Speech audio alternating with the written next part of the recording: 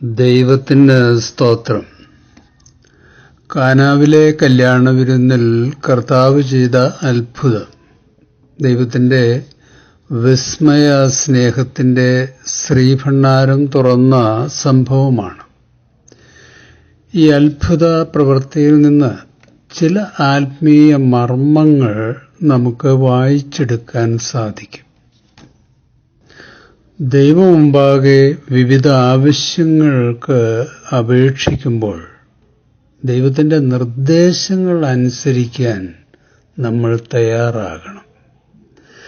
യോഹന്നാൻ 2-ാം അധ്യായം 3-4 വാക്യങ്ങൾ. അവിടെ വീഞ്ഞ് തീർന്നു പോയപ്പോൾ യേശുവിൻ്റെ അമ്മ അവനോട് പറഞ്ഞു, അവർക്ക് വീഞ്ഞില്ല. യേശു അവളോട് പറഞ്ഞു, സ്ത്രീയെ, എനിക്കും നിനക്കും എന്ത്? എൻ്റെ സമയം ഇനിയും ആയിട്ടില്ല. തൻ്റെ സമയമായിട്ടില്ലെന്നായിരുന്നു ക്രിസ്തു മാതാവിനോട് പറഞ്ഞത്. എല്ലാ കാര്യങ്ങളും ദൈവത്തിന് സാധ്യമാണ്. പക്ഷേ എല്ലാത്തിനും ദൈവം നിശ്ചയിച്ചിരിക്കുന്ന ഒരു സമയമുണ്ട്. പ്രാർത്ഥിക്കുമ്പോൾ ദൈവത്തിൻ്റെ സമയം വരെ ക്ഷമയോടെ കാത്തിരിക്കണം. ഒരിക്കലും അക്ഷമരാകരുത്, നിരാശപ്പെടരുത്. നമ്മുടെ ആഗ്രഹങ്ങളും പദ്ധതികളുമൊക്കെ ദൈവത്തിൻ്റെ മാസ്റ്റർ പ്ലാൻ അനുസരിച്ച് നടപ്പിലാകും വരെ പ്രാർത്ഥനയോടെ ക്ഷമയോടെ കാത്തിരിക്കണം. ഇതുതന്നെയാണ് സങ്കീർത്തനക്കാരൻ്റെയും അഭിപ്രായം. 27-ാം സങ്കീർത്തനം. കർത്താവിൽ പ്രത്യാശയർപ്പിക്കുവിൻ, ദുർബലരാകാതെ ധൈര്യം അവലംബിക്കുവിൻ, കർത്താവിനു വേണ്ടി കാത്തിരിക്കുവിൻ. രണ്ടാമത്, ദൈവമുമ്പാകെ അപേക്ഷകൾ സമർപ്പിക്കുമ്പോൾ ദൈവം കൽപ്പിക്കുന്നത് അനുസരിക്കാനുള്ള വിനയം നമുക്കുണ്ടാകണം എന്നതാണ്. യോഹന്നാൻ 2-ാം അധ്യായം 5-ാം വാക്യം. അവൻ്റെ അമ്മ പരിചാരകരോട് പറഞ്ഞു, അവൻ നിങ്ങളോട് പറയുന്നത് ചെയ്യുവിൻ. മാതാവ് ക്രിസ്തുവിനെ നിർബന്ധിക്കുന്നതിന് പകരം ക്രിസ്തു പറയുന്നത് അനുസരിക്കാൻ തയ്യാറായി.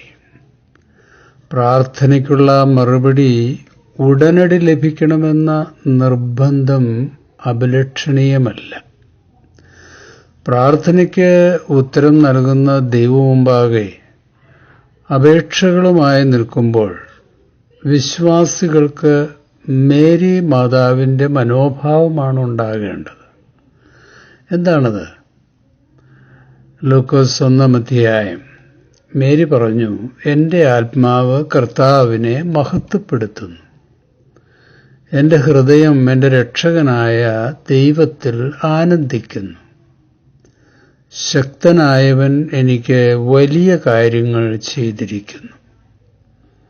അവിടുത്തെ നാമം പരിശുദ്ധമാണ്. അവിടുത്തെ ഭക്തരുടെ മേൽ തലമുറകൾ തോറും അവിടുന്ന് കാരുണ്യം വർഷിക്കും. വിശക്കുന്നവരെ നന്മകൾ കൊണ്ട് തൃപ്തരാക്കുന്നവനാണ് ദൈവം. ഇതായിരിക്കണം വാഗ്ദത്തങ്ങളിൽ വിശ്വസ്തനായ ദൈവത്തെക്കുറിച്ചുള്ള നമ്മുടെയും പ്രത്യാശ. കഷ്ടനഷ്ടശോധനകളിൽ പ്രാർത്ഥനയ്ക്ക് മറുപടി വൈകുമ്പോൾ വിശ്വാസത്തിൽ ഇടറിപ്പോകാതിരിക്കാൻ പ്രത്യേകം ശ്രദ്ധിക്കണം. ക്രിസ്തുവിൻ്റെ ഉപദേശങ്ങൾ അനുസരിക്കുമ്പോൾ നമ്മൾ ചോദിക്കുന്നത്, അവൻ്റെ ഇഷ്ടപ്രകാരം അവൻ തീർച്ചയായും അവൻ്റെ സമയത്ത് നൽകും. നമ്മുടെ കർത്താവ് കരുണയുള്ള ഇടയനാണ്. മൂന്നാമത്, ദൈവത്തിൻ്റെ കരങ്ങളിൽ സാധാരണമായത് അസാധാരണമായി തീരുന്നു എന്നതാണ്. യേശു അവരോട് ഈ കൽപാത്രങ്ങളിൽ വെള്ളം നിറപ്പിൻ എന്ന് പറഞ്ഞു. അവർ വക്കോളവും നിറച്ചു. ഇപ്പോൾ കോരി വിഴുന്നുവാഴിക്ക് കൊണ്ടുപോയി കൊടുപ്പിൻ എന്ന് അവൻ പറഞ്ഞു. അവർ കൊണ്ടുപോയി കൊടുത്തു. പലപ്പോഴും നമ്മുടെ യുക്തിക്ക് ഉൾക്കൊള്ളുവാൻ കഴിയാത്ത കാര്യങ്ങളായിരിക്കും ദൈവം പ്രാർത്ഥനയുടെ മറുപടിയായി ആവശ്യപ്പെടുന്നത്. വിശ്വാസത്തിൽ ഉറച്ച് ചുവട് വയ്ക്കുമെങ്കിൽ അത്ഭുതം കാണാൻ സാധിക്കും. സാധാരണക്കാരെ വിസ്മയ കഴിവുകൾ കൊണ്ട് നിറച്ച് അസാധാരണക്കാരാക്കാൻ നമ്മുടെ ദൈവത്തിന് സാധിക്കും. യോഹന്നാൻ 2-ാം അധ്യായം 9-10 വാക്യങ്ങൾ. അതെവിടെ നിന്ന് എന്ന് വെള്ളം കോരിയ ശുശ്രൂഷക്കാരല്ലാതെ വിരുന്നുവാഴി അറിഞ്ഞില്ല. വീഞ്ഞായി തീർന്ന വെള്ളം വിരുന്നുവാഴി രുചി നോക്കിയാറെ മണവാളനെ വിളിച്ചു. എല്ലാവരും ആദ്യം നല്ല വീഞ്ഞും ലഹരി പിടിച്ച ശേഷം എളുപ്പമായതും കൊടുക്കുവാറുണ്ട്. നീ നല്ല വീഞ്ഞ് ഇതുവരെയും സൂക്ഷിച്ചു വച്ചുവല്ലോ എന്ന് അവനോട് പറഞ്ഞു. ദൈവം വിളിക്കുന്നതിന് മുമ്പ് മേരി ഒരു സാധാരണ പെൺകുട്ടിയായിരുന്നു. ദൈവിക കൃപ കൊണ്ട് നിറഞ്ഞപ്പോൾ അവൾ സ്ത്രീകളിൽ അനുഗ്രഹീതയും തലമുറ തലമുറ ഭാഗ്യവതിയെന്ന് വിളിക്കപ്പെടുന്നവളുമായി. ദൈവം സ്പർശിച്ചു കഴിയുമ്പോൾ നമ്മളിലും ഈ വിസ്മയ മാറ്റങ്ങൾ സംഭവിക്കും. ദൈവത്തിൻ്റെ അത്ഭുത ശക്തിയിൽ വിശ്വസിക്കുകയും ആശ്രയിക്കുകയും ചെയ്യുന്നവരിലാണ് ദൈവം അത്ഭുതങ്ങൾ പ്രവർത്തിക്കുന്നത്. നമ്മളിലെ ശൂന്യതകളെ ദൈവം സമ്പന്നമായി നിറയ്ക്കും. നമ്മൾ നനച്ചതിലും ചോദിച്ചതിലും അധികം ദൈവം നമുക്ക് നൽകിയ നമ്മുടെ ജീവിതം തന്നെ അതിന് വലിയ ഉദാഹരണമാണ്. ആത്മീയ വളർച്ചയ്ക്ക് മിറക്കിൾ അത്യാവശ്യ ഘടകമല്ല എന്നതും നമ്മൾ ശ്രദ്ധിക്കേണ്ടതാണ്. അത്ഭുതം കണ്ടതുകൊണ്ടുണ്ടാകുന്ന വിശ്വാസത്തിന് പലപ്പോഴും അധികം ആയുസ്സുണ്ടാകണമെന്നില്ല. അത്ഭുതത്തിൻ്റെ ഇമ്പാക്റ്റ് തീരുമ്പോൾ വിശ്വാസം മങ്ങിത്തുടങ്ങും.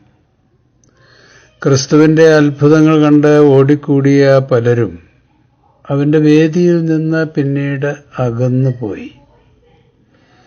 യഥാർത്ഥ വിശ്വാസം ദൈവം എന്ത് ചെയ്യുന്നു എന്നതിനെ മാത്രം ആശ്രയിച്ചല്ല, ദൈവം എന്താകുന്നു എന്നതിൻ്റെയും അടിസ്ഥാനത്തിൽ ആയിരിക്കണം. ക്രിസ്തുവിൻ്റെ അത്ഭുതങ്ങൾ കാണുന്നതിനു മുമ്പ് അവനിൽ വിശ്വസിച്ച ശിഷ്യന്മാരും മേരി മാതാവും യഥാർത്ഥ വിശ്വാസത്തിൻ്റെ ഉദാഹരണങ്ങളാണ്. അത്ഭുത രോഗശാന്തിയും പ്രാർത്ഥനകൾക്ക് മറുപടിയുമൊക്കെ ലഭിക്കുമ്പോൾ അത് നൽകിയ ദൈവത്തെ നന്ദിയോടെ നമ്മൾ സ്തുതിക്കണം. അനുഗ്രഹദാതാവിനേക്കാൾ അനുഗ്രഹങ്ങളെ ആരാധിക്കരുത്. അത്ഭുതങ്ങൾ തേടി വിശ്വാസികൾ ആത്മീയ വേദികളിൽ അലയേണ്ട യാതൊരു കാര്യവുമില്ല. മിറക്കിൾ നടക്കാൻ പ്രത്യേക സ്ഥലങ്ങൾ വേണമെന്നില്ല. അങ്ങനെ ദൈവം പറഞ്ഞിട്ടുമില്ല. ഹാഗർ കരഞ്ഞപ്പോൾ ദൈവം മരുഭൂമിയിൽ നീരുറവ ഒഴുക്കി. എന്ത് സംഭവിച്ചു, എവിടെ വെച്ച് സംഭവിച്ചു എന്നതിനേക്കാൾ ദൈവകരങ്ങളിലൂടെ സംഭവിച്ചു എന്നതിനാണ് വിശ്വാസികൾ പ്രാധാന്യം കൊടുക്കേണ്ടത്. കാര്യസാധ്യത്തിനു വേണ്ടി മാത്രം ദൈവത്തെ സ്നേഹിക്കുന്ന മനോഭാവം വിശ്വാസികളിൽ വളർത്തിയെടുക്കുന്നത് ശ്ലാഘനീയമല്ല. നമ്മൾ ചോദിക്കുന്നതിനു മുമ്പ് നമ്മുടെ ആവശ്യങ്ങൾ അറിയുന്ന ഒരു ദൈവമുണ്ട്. ആകാശത്തിലെ പറവകൾക്ക് മുടങ്ങാതെ ഭക്ഷണമൊരുക്കുന്ന ഒരു ദൈവമുണ്ട്.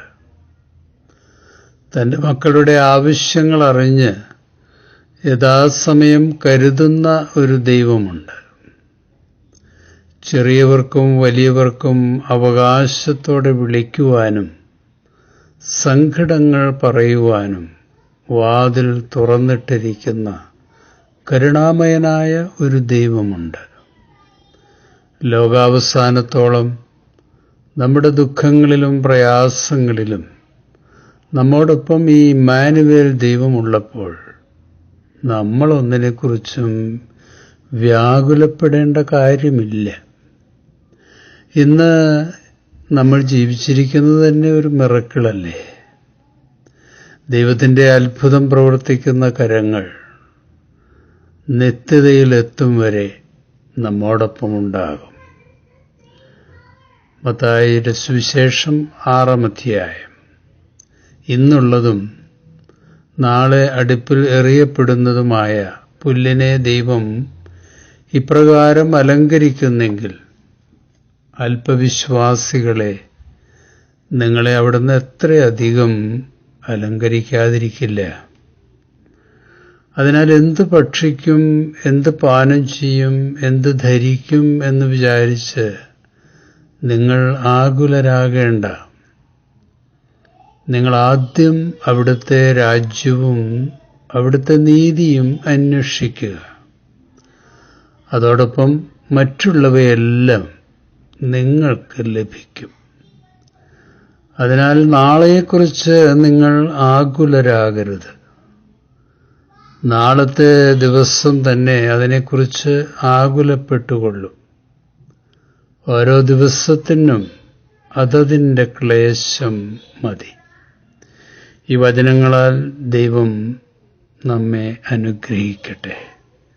ശുഭാശംസകളോടെ എ പി ജോർജച്ചൻ.